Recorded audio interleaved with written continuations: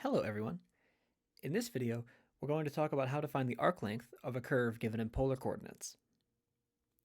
So say we have a curve r equals f of theta. We have this trick that we saw in the last lecture that turns this function into a set of parametric equations by writing x equals f of theta cosine of theta and y equals f of theta sine of theta. Now we can just use the formula that we know from parametric equations to find that the arc length of the curve from theta equals a to theta equals b is given by L equals the integral from a to b of the square root of dx d theta squared plus dy d theta squared.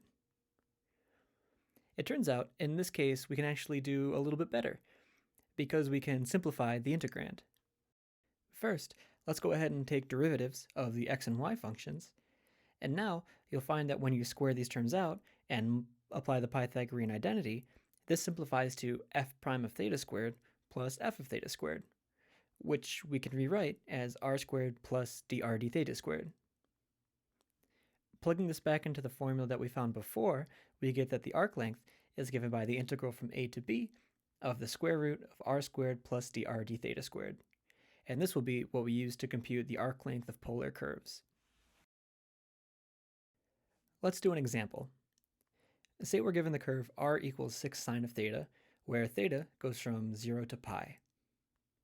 Recall that this is the polar equation for a circle of radius 3. So the arc length of this curve should be the circumference of the circle, which is 6 pi. Let's see if our formula agrees with that.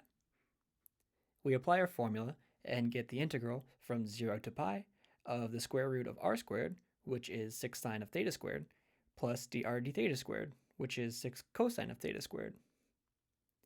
Squaring everything out and applying the Pythagorean identity, we see that this simplifies to the integral of 6 from 0 to pi, which indeed comes out to 6 pi.